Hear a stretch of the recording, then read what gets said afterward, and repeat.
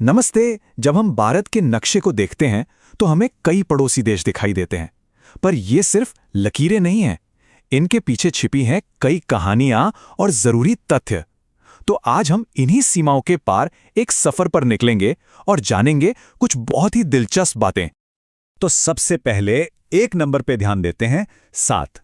जी हां, भारत के कुल 7 पड़ोसी देश हैं। पर रुकिए, कहानी इतनी सीधी नहीं है।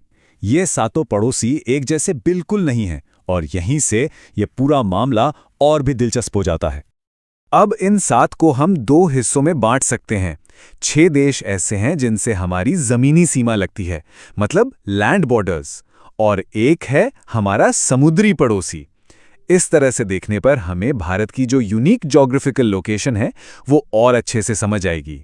तो फिर देर किस बात की, चलिए शुरू करते हैं अपनी ये यात्रा भारत की जमीनी सीमाओं के साथ। एक एक करके उन 6 देशों को देखते हैं जिनसे हम जमीन के रास्ते जुड़े हुए हैं। अच्छा, अब ये जो टेबल है ये अपने आप में पूरी कहानी बयां करती है। जरा देखिए, पाकिस्तान और चीन दोनों के साथ हमारी सीमा 3000 किलोमीटर से भी ज्यादा लंबी है। और फिर आता है बांग्लादेश, जिसके साथ हमारी सबसे लंबी सीमा है। सोचिए, 4000 किलोमीटर से भी ज्यादा। और एक कमाल की बात और, पश्चिम बंगाल अकेला ऐसा राज्य है जो 3 देशों नेपाल, भूटान और बांग्लादेश के साथ अपनी सीमा शेयर करता है ना दिलचस्प? अब उस सबसे लंबे बॉर्डर पर थोड़ा और ध्यान देते हैं। 4096 किलोमीटर, ये भारत और बांग्लादेश के बीच का बॉर्डर है। अंदाजा लगाइए ये कितना लंबा है। ये इतना है कि कोई दिल्ली से चेन्नई जाए और वापस भी आ जाए। और सिर्फ भारत के लिए ही नहीं, ये दुनिया का 5वां सबसे लंबा जमीनी बॉर्डर है।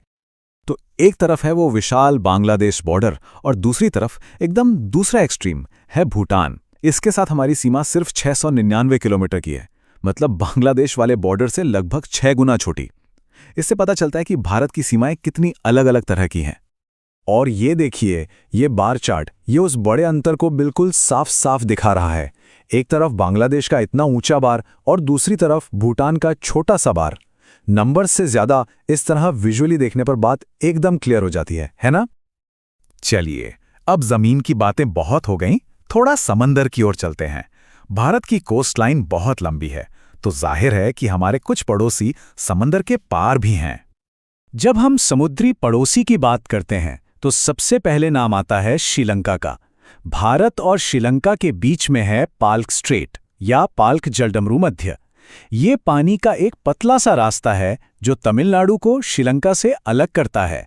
ये सदियों से दोनों देशों के बीच एक बहुत ही जरूरी लिंक रहा है। श्रीलंका तो है ही, पर एक और जरूरी समुद्री पड़ोसी है मालदीव्स। ये अरब सागर में भारत के दक्षिण पश्चिम में पड़ता है। इस द्वीपों के समूह के साथ भी हमारे रिश्ते बहुत पुराने और गहरे हैं, चाहे वो ऐतिहासिक हो या सांस्कृतिक। तो ठीक है, हमने जमीन वाले पड़ोसी भी देख लिए और समंदर वाले भी। अब इतने सारे नाम, इतने सारे फैक्ट्स, इन्हें याद कैसे रखा जाए? घबराइए नहीं, इसकी भी एक बहुत ही मजेदार ट्रिक है। उस ट्रिक पर आने से पहले एक फटाफट रिकैप करते हैं। कुल पड़ोसी 7, जमीनी 6, समुद्री 1, सबसे लंबा बॉर्डर बांग्लादेश के साथ 4096 किलोमीटर और सबसे छोटा भूटान के साथ सिर्फ 699 किलोमीटर। ये 4-5 बातें तो बिल्कुल पक्की याद रखनी है। हाँ, तो अब आते हैं उस मुश्किल सवाल पर। इन 6 के 6 जमीनी पड़ोसियों के नाम एक लाइन से कैसे याद रखें? जैसा मैंने कहा, इसका एक बहुत ही आसान और कमाल का जुगाड़ है।